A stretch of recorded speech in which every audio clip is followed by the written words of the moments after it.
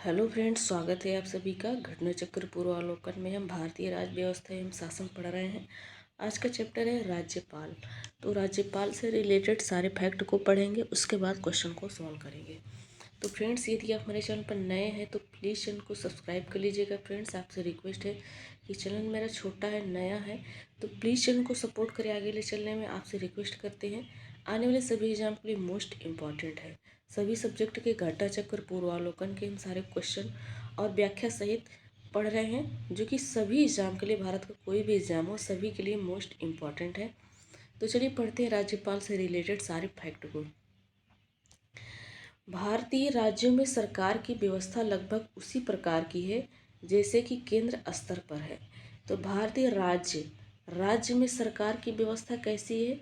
सरकार की व्यवस्था राज्य में वैसी है जैसे केंद्र स्तर पर है, केंद्र सरकार की व्यवस्था है, वैसे राज्य सरकार की भी व्यवस्था है। संविधान के भाग 6 के अंतर्गत अध्याय 2 में अनुच्छेद 153 से 167 तक राज्य कार्यपालिका के संबंध में उल्लेख है। तो आर्टिकल कितना है? आर्टिकल 153 से लेकर के 167 तक राज्य की कार्यपालिका का संबंध है। राज्य की कार्यपालिका के बारे में बताया गया है।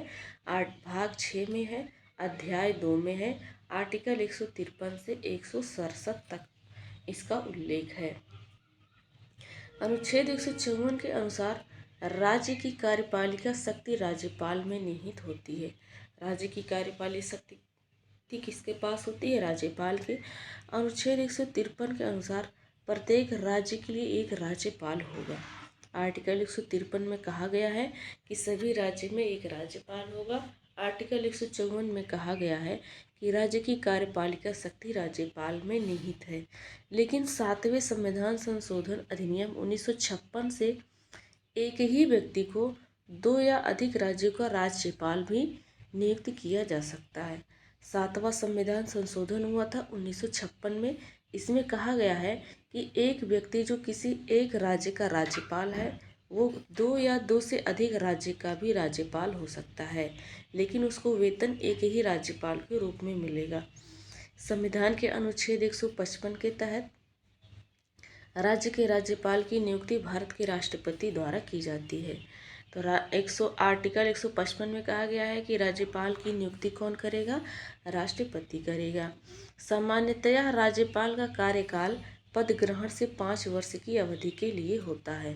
राज्यपाल जिस दिन पद ग्रहण करता है, शपथ लेता है और पद पर ग्रहण करता है, उस दिन से लेकर के 5 वर्ष तक राज्यपाल का कार्यकाल होता है। आर्टिकल 156(1) के तहत राज्यपाल राष्ट्रपति के प्रसाद पर्यंत अपना पद धारण करता है। आर्टिकल 156 के सब क्लास 1 में कहा गया है कि राज्यपाल राष्ट्रपति के प्रसाद पर्यंत पर अपना पद धारण करता है। राष्ट्रपति जब चाहे उसको हटा सकता है, इसलिए कि राष्ट्रपति ही उसको नियुक्ति करता है। अनुच्छेद 156 के सब क्लास 2 के तहत राज्यपाल राष्ट्रपति को संबोधित अपने हस्ताक्षर सहित लेख द्वारा अपना पद त्याग कर सकता है। तो आर्टिकल 156 के सब क्लास 2 में कहा गया है कि राज्यपाल यदि त्यागपत्र देना चाहता है, इस्तीफा देना चाहता है, तो लिखित द्वारा राष्ट्रपति को देगा, इसलिए कि राष्ट्रपति ही उसको नियुक्ति किया है। अनुच्छेद 157 में कहा गया है कि राज्यपाल पद के लिए अर्हताएं, ऐसा कौन सी योग्यताएं होगी जो उसको राज्यपाल नियुक्त किया जाएगा। तो पहला है कि वह भारत का नागरिक होना चाहिए, वह 35 वर्ष की आयु पूरी कर चुका हो, तो वो भारत का राज्य का राज्यपाल बन पाएगा। अनुच्छेद 166 के तहत कहा गया है राज्य सरकार के सभी कार्यकारी कार्य औपचारिक रूप से राज्यपाल के नाम पर होंगे। तो राज्य सरकार में जो भी कार्य हो रहा है औपचारिक रूप से वो राज्यपाल के नाम पर होगा। जैसे केंद्र सरकार में कोई भी केंद्र सरकार कार्य करती है, औपचारिक रूप से राष्ट्रपति के नाम होता है और वास्तविक रूप से प्रधानमंत्री के नाम होता है। इसी तरीके से राज्य में कार्यकारी कार्य औपचारिक रूप से राज्यपाल के नाम होता है और वास्तविक रूप से मुख्यमंत्री के नाम पर होता है।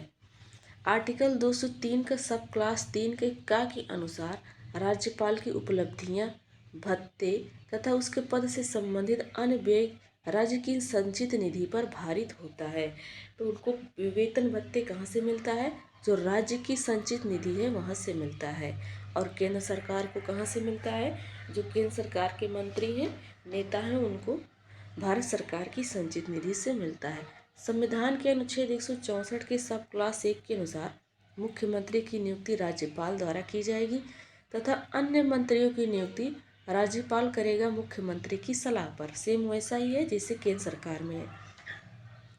आर्टिकल 164 के सब क्लास 1 में कहा गया कि मुख्यमंत्री की नियुक्ति राज्यपाल करेगा, अन्य मंत्रियों की नियुक्ति भी राज्यपाल करेगा, लेकिन मुख्यमंत्री की सलाह पर।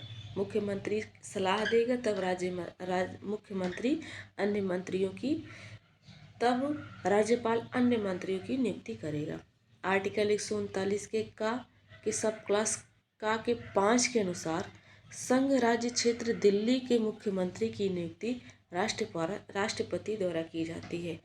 और आर्टिकल 239 के 5 में कहा गया है कि जो दिल्ली है ये हमारा केंद्र शासित प्रदेश है, यहाँ की मुख्यमंत्री की नियुक्ति कौन करेगा? तो केंद्र शासित प्रदेश में राज्यपाल नहीं उपराज्यपाल होते हैं, तो वहाँ पर उपराज्यपाल नियुक्ति उनको नहीं करेगा, बल्कि जो भारत का राष्ट्रपति होगा वो मुख्यमंत्री की नियुक्ति करेगा। अनुच्छेद 168 के 1 के अनुसार राज्यपाल राज्य विधानमंडल का अभिन्न अंग होता है। राज्य विधानमंडल का अभिन्न अंग होता है राज्यपाल, जिसे केंद्र सरकार में संसद का अभिन्न अंग होता है राष्ट्रपति। वह राज्य विधानसभा के सत्र को बुलाने या सत्रावसान करने तथा विघटित करने की शक्ति रखता है।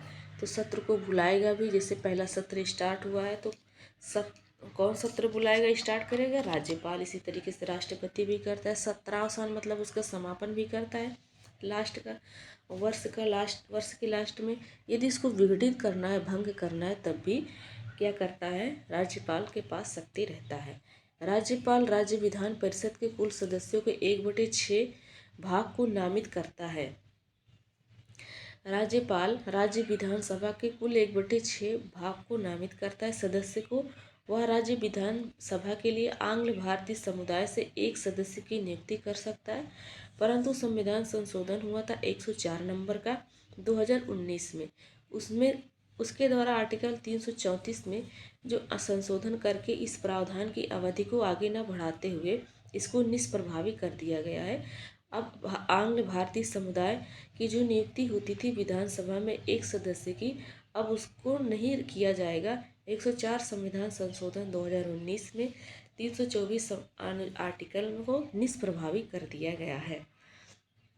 अनुच्छेद 155 के तहत राज्यपाल उच्च न्यायालय का न्यायाधीश नियुक्त होने की योग्य किसी व्यक्ति को राज्य का महाधिवक्ता नियुक्त करेगा। महाधिवक्ता एक आर्टिकल 155 में कहा गया है कि राज्यपाल उसे राज्य का महाधिवक्ता बनाएगा जो हाई कोर्ट का जज नियुक्त करने की योग्यता रखता हो। जज बनने की योग्यता जिसके पास होगी उसी को राज्यपाल महाधिवक्ता नियुक्त करेगा। आर्टिकल 165 में कहा गया है राज्य विधानमंडल द्वारा पारित किसी विधेयक पर राज्यपाल स्वीकृति दे सकता है। यदि विधानमंडल द्वारा वो पारित हो गया है तो विधेयक, तो राज्यपाल उस पर स्वीकृति देगा। स्वीकृति को रोक सकता है या वह विधेयक को राष्ट्रपति के विचार के लिए आरक्षित रख सकता है। स्वीकृति नहीं दे सकता है, स्वीकृति को रोक सकता है, या राष्ट्रपाल को राष्ट्रपति नियुक्त किया है अपने राष्ट्रपति के पास विचार रखने के लिए भेज सकता है। साथ ही वह विधेयक को पुनर्विचार करने के लिए वापस कर सकता है विधानमंडल को कि आप इस पे पुनर्विचार करिए। धन विधेयक न होने पर, धन विधेयक को पुनर्विचार करने के लिए नहीं भेज सकता है, बाकी सभी विधेयक को भेज सकता है। परंतु राज्य विधानमंडल द्वारा पुनः भेजे जाने पर राज्यपाल को उस पर अपनी स्वीकृति देनी होगी।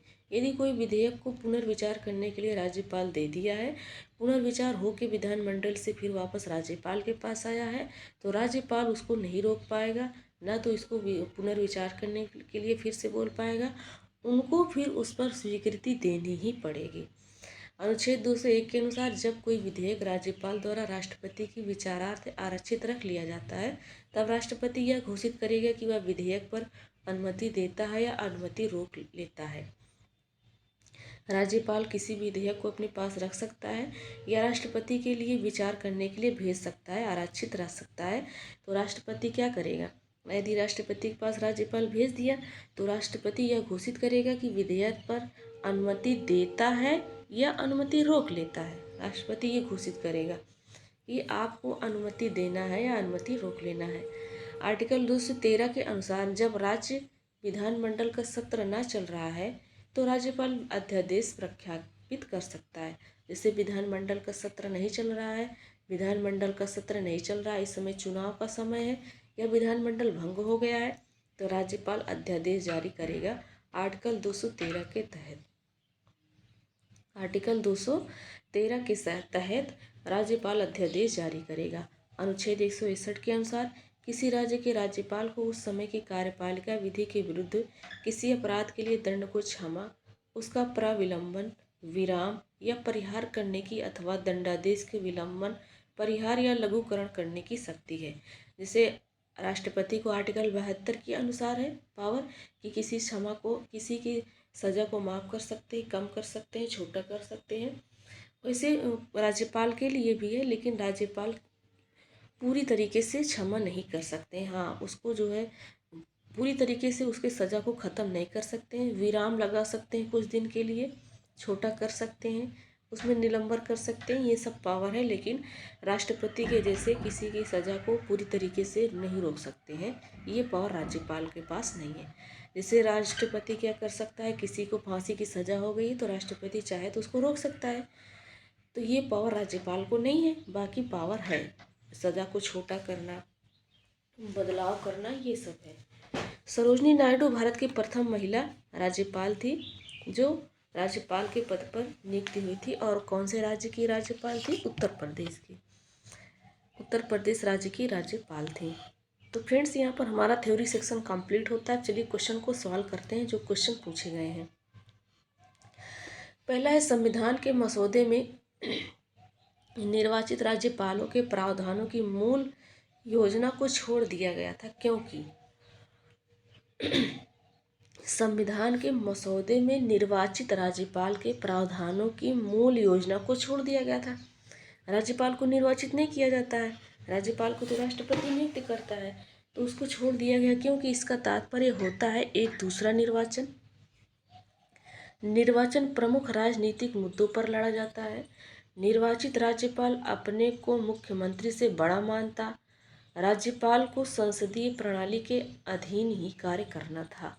तो इसका आंसर क्या हो जाएगा? इसका आंसर देखो क्या हो जाएगा। यहाँ पर सारी बातें सही है। जिसे कहा जा रहा है कि इसका तात्पर्य होता है कि एक दूसरा निर्वाचन, हाँ तो राज्य में दूसरा निर्वाचन होता है। एक तो मुख्यमंत्री के लिए ऑलरेडी होता है, फिर राज्यपाल के लिए होता है, तो एक दूसरा निर्वाचन हो जाता है, इसलिए छोड़ दिया गया। पहला ऑप्शन सही है। दूसरा क्या है? राजनीतिक मुद्दों पर लड़ा जाता है, प्रमुख चुनाव नहीं, हर निर्वाचन प्रमुख राजनीतिक मुद्दों पर लड़ा जाता है, नहीं, दूसरा वाला गलत है। तीसरा है, निर्वाचित राज्यपाल अपने को मुख्यमंत्री से बड़ा मानता, हाँ ये भी बात सही है, बड़ा मानता, तीसरा वाला सही है। राज्यपाल को संसदीय प्रणाली के अधीन ही कार्य करना था, तो राज्यपाल को संसदीय प्रणाली के अधीन ही कार्य करना है, इसलिए इसको छोड़ा गया। तो चौथा ऑप्शन भी सही है। तो आंसर पहला, दूसरा और तीसरा इसका राइट आंसर हो जाएगा। तो यहाँ पर देखिए व्याख्या में दिया गया है कि मूल योजना को छोड़ दिया गया है क्योंकि अनावश्यक निर्वाचन व्यय होगा, निर्वाचन के दुष्परिणामों से बचा जा सकेगा, राजनीतिक महत्वाकांक्षाएं द्वंद्व एवं संघर्ष को जन्म देंगी, केंद्र का राज्यों पर प्रभावी नियंत्रण ना हो सकेगा, अलगाववाद को बढ़ावा मिलेगा, इसलिए छोड़ दिया गया है। तो अनावश्यक खर्च बढ़ेगा, निर्वाचन के दुष्परिणाम से बचा जा सकता है ना, निर्वाचन का परिणाम दुष्परिणाम भी हो सकता है।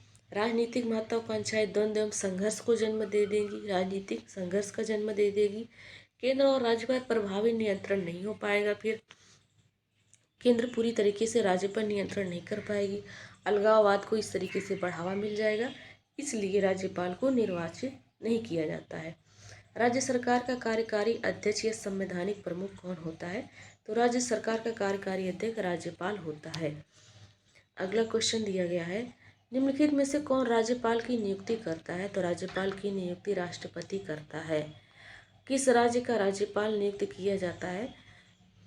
किसी राज्य का राज्यपाल राष्ट्रपति द्वारा नियुक्त किया जाता है।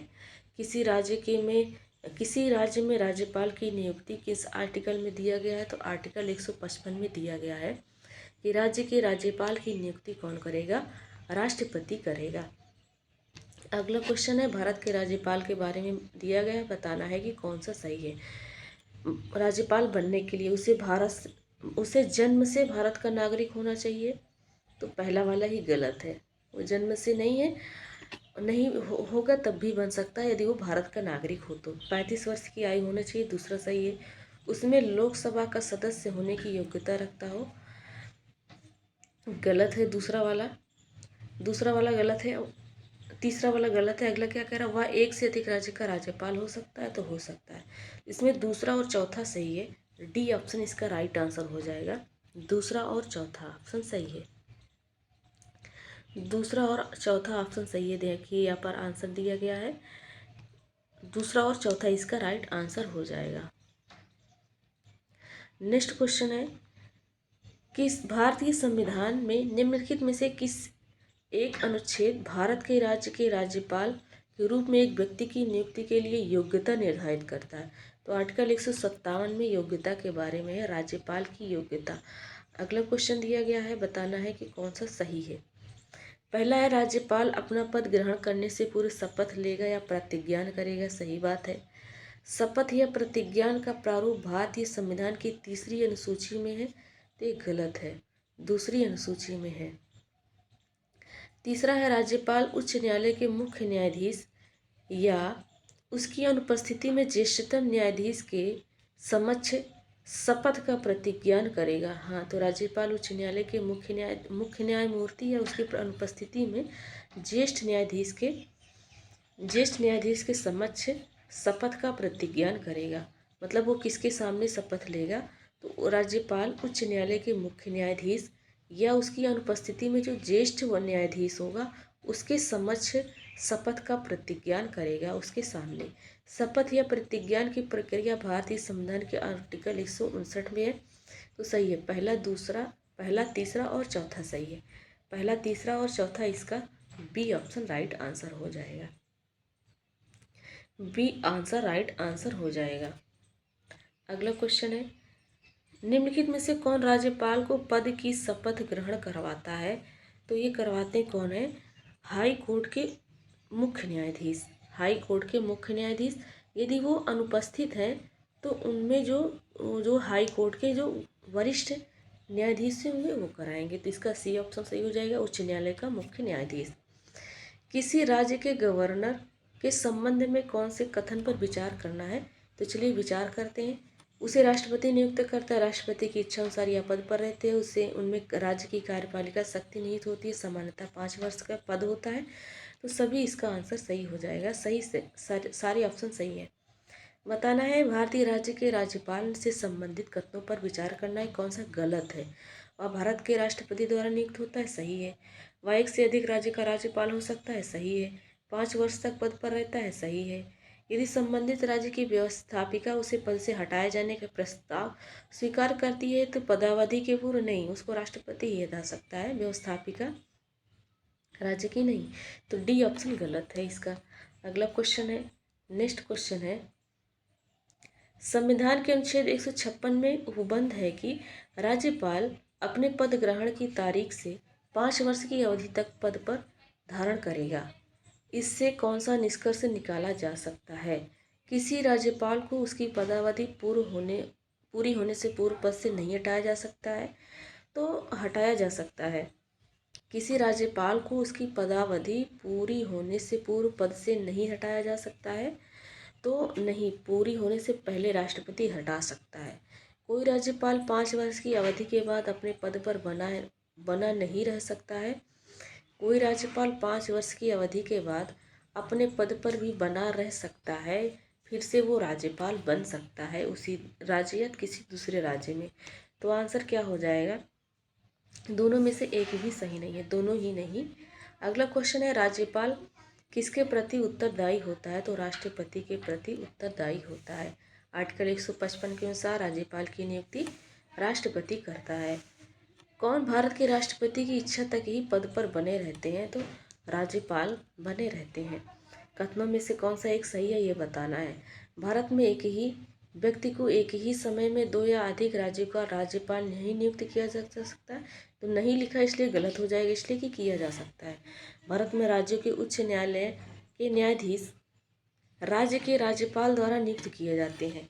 तो भारत में राज्यों के उच्च न्यायालय के न्यायाधीश राज्य के राज्यपाल द्वारा नियुक्त किए जाते हैं।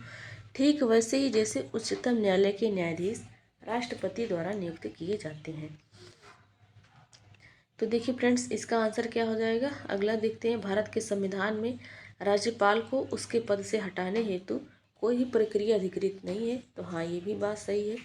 कोई भी राज्यपाल को उसके पद से हटाने के लिए विधायी व्यवस्था वाले संघ क्षेत्र में मुख्यमंत्री की नियुक्ति उपराज्यपाल द्वारा बहुमत नहीं, ये भी गलत है। तो यहाँ पर पूछा क्या है, क्वेश्चन पूछा गया है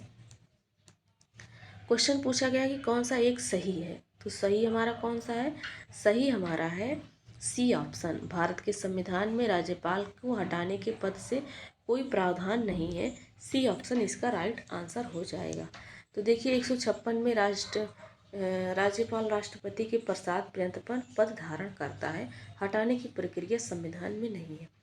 आर्टिकल 153 के परंतु के तहत एक ही व्यक्ति 2 या 2 से अधिक राज्य का राज्यपाल हो सकता है। 217 के तहत राष्ट्रपति द्वारा उच्च न्यायालय के न्यायाधीशों की नियुक्ति होती है। जैसे हमारे राज्य के राज्यपाल की नियुक्ति राष्ट्रपति करता है, उसी तरीके से जो हमारे राज्य में उच्च न्यायालय हाई कोर्ट है उसमें के न्यायाधीश की नियुक्ति भी राष्ट्रपति ही करता है, ना कि राज्यपाल। और जो संघ शासित क्षेत्र हैं वहाँ के मुख्यमंत्री की नियुक्ति भी राष्ट्रपति करता है। अगला क्वेश्चन है, जम्मू एवं कश्मीर के राज्यपाल की नियुक्ति कौन करता है?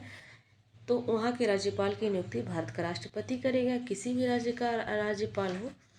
अगला क्वेश्चन है, जम्मू और कश्मीर राज्य के कार्यकारी अध्यक्ष का पद नाम सन 1965 में सदर ए रियासत से राज्यपाल ने बदल दिया गया। तो जम्मू और कश्मीर राज्य के संविधान में 6ठे संशोधन द्वारा पहले राज्यपाल पद का नाम सदर ए रियासत था। 6वें संविधान संशोधन द्वारा सदर ए रियासत के जगह राज्यपाल कर दिया गया 1965 में। अगला क्वेश्चन है, भारत में संघ राज्य का प्रशासन होता है। भारत में संघ राज्यों का प्रशासन कौन होता है? उपराज्यपाल। संघ राज्य प्रशासन मतलब केंद्र शासित प्रदेश। केंद्र शासित प्रदेश लद्दाख का प्रथम लेफ्टिनेंट गवर्नर किसे नियुक्त किया गया है? तो राधा कृष्ण माथुर को 2019 में। राज्यपाल के वेतन और भत्ते दिए जाते हैं तो कंसोलिडेटेड फंड ऑफ स्टेट से, राज्य की संचित निधि से। अगला क्वेश्चन है, जब एक ही व्यक्ति को 2 या 2 अधिक राज्यों का राज्यपाल नियुक्त किया जाता है तो उस राज्यपाल को संदेय उपलब्धियां और भत्ते होंगे। राज्यपाल की व्यक्ति की इच्छा अनुसार, राष्ट्रपति के निर्णयानुसार, या फिर होगा कहाँ से होगा? गृह मंत्रालय के निर्णयानुसार। उन राज्यों के बीच ऐसे अनुपात में आवंटित किया जाएगा जैसा राष्ट्रपति आदेश देगा। ये सही बात है, डी ऑप्शन। उस राज्यों के बीच ऐसे अनुपात में बांटा जाएगा जैसे राष्ट्रपति आदेश देगा।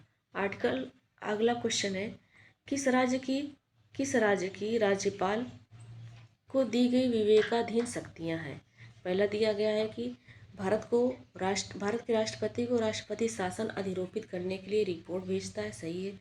मंत्री की नियुक्ति करना है, मंत्री की नियुक्ति मुख्यमंत्री की सलाह पर करता है। राज्य विधानमंडल द्वारा पारित कतिपय विधेयक को भारत के राष्ट्रपति के लिए विचार के लिए आरक्षित कर सकता है, सही बात है। राज्य सरकार के कार्य संचालन के लिए नियम बनाता है, नहीं बनाता है। मंत्री परिषद वहाँ का बनाता है। तो पहला और तीसरा इसका आंसर हो जाएगा। पहला और तीसरा इसका आंसर हो जाएगा, पहला और तीसरा। अगला क्वेश्चन दिया गया है, नेक्स्ट क्वेश्चन है बताना है कि कौन सा सही है। राज्यपाल मंत्रिपरिषद के परामर्श से स्वतंत्र कार्य कर सकता है। तो बताइए कौन सा सही उत्तर है। सही उत्तर है मंत्रिपरिषद के परामर्श के बिना खुद उसके पास कौन सी शक्ति है। विधानसभा में सरकार को अपना बहुमत सिद्ध करने को कहने के लिए, सही बात है, बहुमत सिद्ध करने के लिए कहेगा। मुख्यमंत्री को बर्खास्त करने के लिए कह देगा। भारत के राष्ट्रपति के विचारार्थ किसी विधेयक को आरक्षित कर सकता है। विधायिका द्वारा पारित किसी विधेयक को पुनर्विचार के लिए भेज सकता है। उच्च न्यायालय का परामर्श मांगने के लिए नहीं, ये पावर नहीं है राज्यपाल के पास। तो केवल 1 2 3 4 ऑप्शन सही हो जाएंगे। पांचवा गलत है। अगला क्वेश्चन है, भारतीय संविधान के निम्न अनुच्छेदों में से किस एक के अधीन राज्यपाल राष्ट्रपति के विचार के लिए किसी विधेयक को आरक्षित रख सकता है? तो आर्टिकल 200 के तहत राज्यपाल राष्ट्रपति के विचार के लिए किसी विधेयक को आरक्षित रख सकता है। नेक्स्ट क्वेश्चन है, संविधान के किस अनुच्छेद के अंतर्गत राज्यपाल राष्ट्रपति के अनुमोदन के लिए किसी विधेयक को भेज सकता है? तो आर्टिकल 200 के तहत है। नेक्स्ट क्वेश्चन दिया गया है, किसी विधेयक पर संवैधानिक उपबंध के तहत राज्यपाल की सिफारिश अपेक्षित थी, किंतु बिना राज्यपाल की सिफारिश उसे राजस्थान विधानसभा में पुनर्स्थापित किया गया और उसने पारित करके राज्यपाल को भेज दिया गया। अब क्या होगा?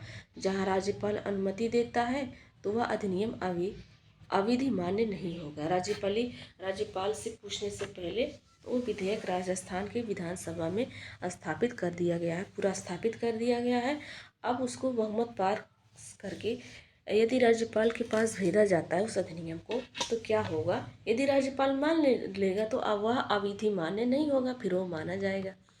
अगला क्वेश्चन है, भारतीय संविधान के निम्नलिखित में से कौन अनुच्छेद राज्यपाल को अध्यादेश जारी करने की शक्ति देता है? तो आर्टिकल 213।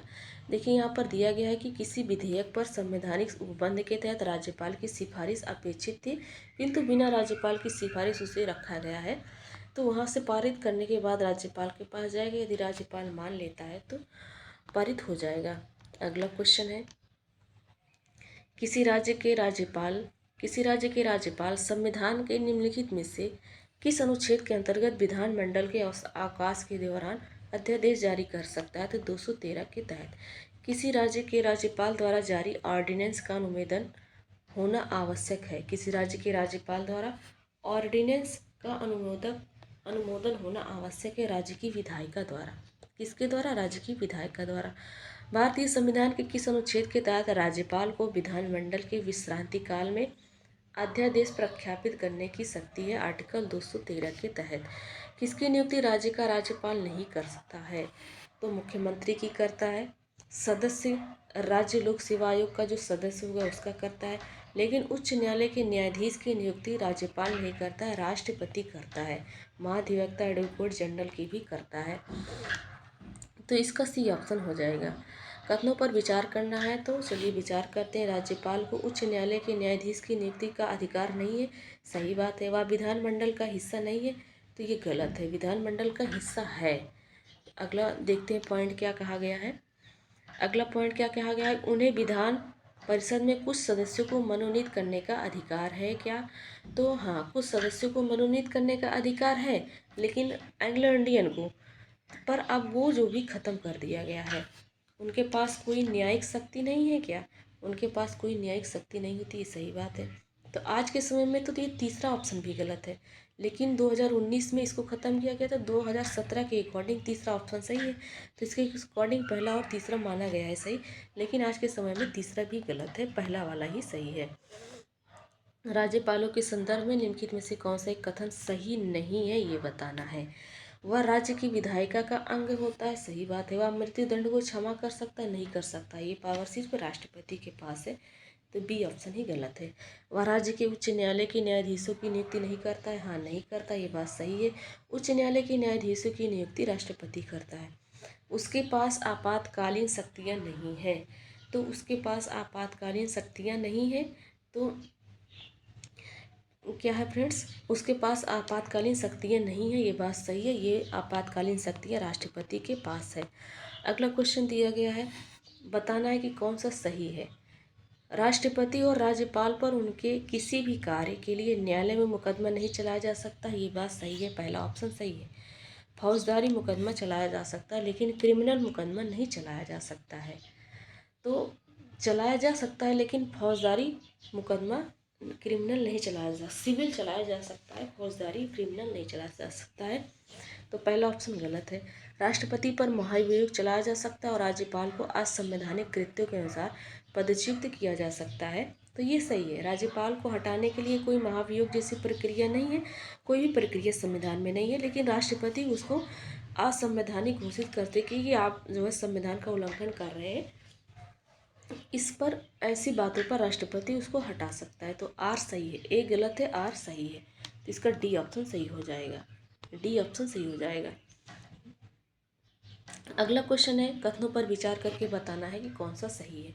किसी राज्य के राज्यपाल के विरुद्ध उसकी पदावधि के दौरान किसी न्यायालय में कोई दंडिक कार्यवाही संशोधित नहीं की जाएगी, तो गलत है, ये सही नहीं है। किसी राज्य का राज्यपाल के विरुद्ध यदि वो अपने पद पर बना है तो न्यायालय में कोई दंडिक कार्यवाही संशोधित नहीं की जाएगी, तो गलत है। अभी हम बताएं कि सिविल मुकदमा चल सकता है। किसी राज्य के राज्यपाल की परिलब्धियां और भत्ते उसकी पदावधि के दौरान कम नहीं किए जाएंगे, हाँ ये सही है। जैसे आज के समय में कोई राज्यपाल आज की डेट में पद धारण करता है, मान लेते हैं कि उसकी सैलरी 2 लाख रुपए है, मान लेते हैं 2 लाख रुपए है, और आज की डेट में पद धारण कर दिया गया, और फिर अगले कल के दिन या 2 दिन बाद बताया जा रहा है कि अब राज्यपाल का वेतन 1 लाख हो जाएगा, तो ऐसा नहीं है।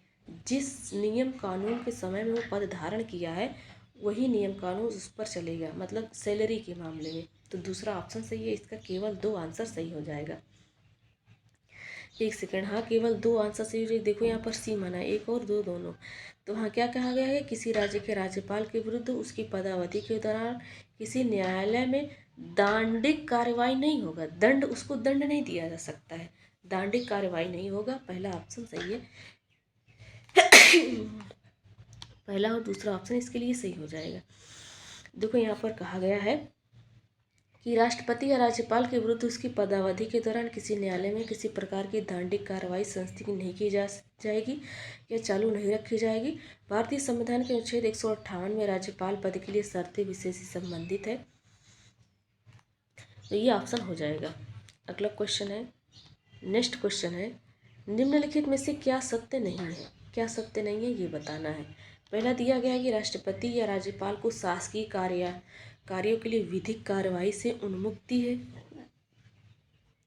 तो क्या ये सही नहीं है, क्या सही है, विधिक कार्यवाही से उन्मुक्ति है इनको। कोई न्यायालय राज्यपाल को किसी कर्तव्य पालन के लिए विवश नहीं कर सकता है, ये भी सही है कि कोई भी न्यायालय राज्यपाल को विवश नहीं कर सकता है कर्तव्य पालन के लिए। एक राज्यपाल को व्यक्तिगत कार्यों हेतु सिविल कार्यवाही लाने के लिए 2 मास की लिखित सूचना आवश्यक देनी होगी। एक राज्यपाल को अपने व्यक्तिगत कार्यों के हेतु सिविल कार्यवाही लाया जा सकता है, जबकि राज्यपाल को 2 महीने पहले लिखित सूचना देना होगा। हमने बोला था कि सिविल मुकदमा उन पर चलेगा और क्रिमिनल नहीं चलेगा, तो दूसरी ऑप्शन भी सही है। मंत्रियों द्वारा राष्ट्रपति या राज्यपाल को दिए गए सलाह को जांचने के लिए न्यायालय अधिकृत है, नहीं, मंत्रियों द्वारा राष्ट्रपति या राज्यपाल को जो दिए गए सलाह हैं जांचने के लिए न्यायालय अधिकृत है क्या, नहीं, ये गलत बात है, तो डी ऑप्शन सही गलत हो जाएगा, डी ऑप्शन गलत हो जाएगा। संविधान के अनुच्छेद 74 के 2 के अनुसार इस प्रश्न की किसी न्यायालय में जांच नहीं की जाएगी। जो भी लिखित देगा मंत्रिपरिषद राज्यपाल को या राष्ट्रपति को, जो भी लिखित देगा वो उसकी जांच किसी भी न्यायालय में नहीं की जाएगी। क्या मंत्रियों ने नहीं की जाएगी कि क्या मंत्रियों ने राष्ट्रपति को कोई सलाह दी है, और यदि दी है तो क्या दी है, ऐसी व्यवस्था राज्यपाल के लिए भी है। अगला क्वेश्चन है, भारत के संविधान में निम्नलिखित में से किसके विरुद्ध अभियोग चलाने का प्रावधान नहीं है, तो भारत के राज्यपाल के विरुद्ध अभियोग चलाने का राष्ट्रपति के प्रति है लेकिन राज्यपाल के प्रति नहीं है। राष्ट्रपति और उपराष्ट्रपति और मुख्य न्यायाधीश को पदावधि से पूर्व हटाने के लिए संसद में अभियोग चलाना निर्धारित किया गया है, लेकिन राज्यपाल प्रसाद पर्यंत पर होता है राष्ट्रपति के। भारत में किसी राज्य की राज्यपाल बनने वाली पहली महिला तो सरोजिनी नायडू, जो कि उत्तर प्रदेश की बनी है 1947 से लेकर के 1949 तक।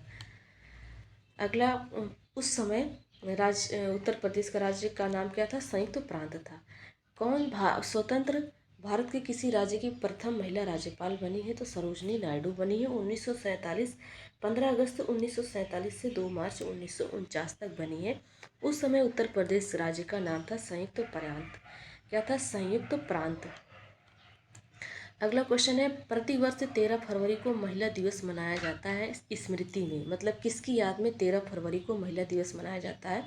सरोजनी नायडू की याद में। इसलिए कि 13 फरवरी को इनका जन्म हुआ था। 1879 को भारत के किसी राज्य की राज्यपाल बनने वाली पहली महिला है।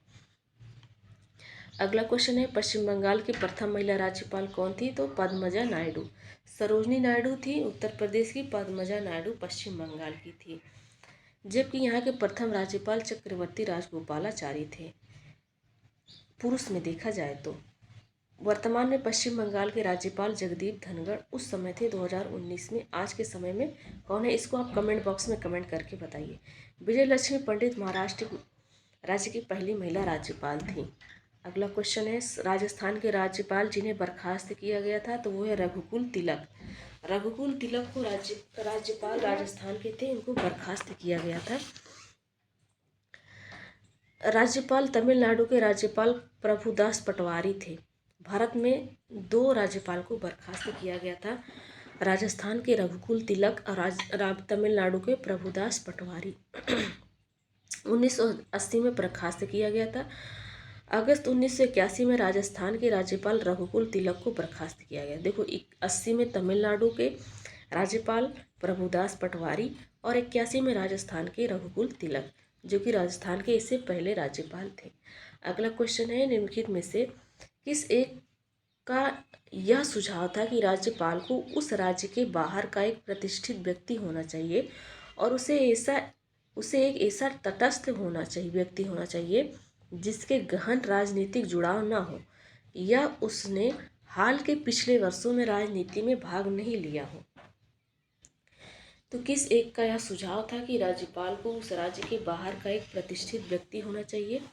मतलब राज्यपाल को उस राज्य के बाहर का, मतलब जिस राज्य का वो व्यक्ति है उस राज्य का राज्यपाल नहीं होगा, बाहर का एक प्रतिष्ठित व्यक्ति होना चाहिए, उसी राज्य का नहीं होना चाहिए। और उसे एक ऐसा तटस्थ व्यक्ति होना चाहिए जिसके गहन राजनीति जुड़ाव ना हो, राजनीति से जुड़ा हुआ ना हो लेकिन विधि जानता हो, या उसने हाल ही के पिछले वर्षों में राजनीति में भाग न लिया हो, राजनीति के पिछले वर्ष में भाग न लिया हो, वर्तमान में भी वो राजनीति में ना हो, वो जिस राज्य का उसी राज्य का राज्यपाल ना बनाया जाए। तो ऐसा निर्णय किसने दिया है? तो सरकारिया आयोग ने दिया है 1983 में। सरकारिया आयोग दिया है 1983 में। तो देखिए, सरकारिया आयोग के बारे में पढ़ते हैं। सरकारिया आयोग ने यह अनुशंसा की थी कि राज्यपाल को उस राज्य के बाहर का एक प्रतिष्ठित व्यक्ति होना चाहिए और उसे एक ऐसा तटस्थ व्यक्ति होना चाहिए जिसके गहन राजनीतिक जुड़ाव से ना हो या उसने हाल ही के पिछले वर्षों में राजनीति में भाग न लिया हो। ध्यातव्य है कि बदले हुए सामाजिक आर्थिक परिदृश्य में केंद्र और राज्य के मध्य मौजूद व्यवस्थाओं की कार्यप्रणाली की समीक्षा की दृष्टि से भारत सरकार ने 9 जून 1983 को न्यायमूर्ति R.S. सरकारिया की अध्यक्षता में, न्यायमूर्ति कौन थे? R.S. सरकारिया, न्यायमूर्ति R.S. थे जो सरकारिया आयोग के अध्यक्ष थे। R.S. कौन थे? सरकारिया आयोग के अध्यक्ष थे। अन्य सदस्य थे बी शिवरामन एवं डॉक्टर S.R. सेन। ये एक आयोग गठित किया गया था जिसका नाम था सरकारिया आयोग। इसके अध्यक्ष थे R.S. और 2 सदस्य थे बी शिवरामन, डॉक्टर R.S. तो भारत सरकार 9 जून 1983 में इसका क्या हुआ था? गठन हुआ था। 9 जून 1983 में इसका गठन हुआ था और ये लागू कब से हुआ था?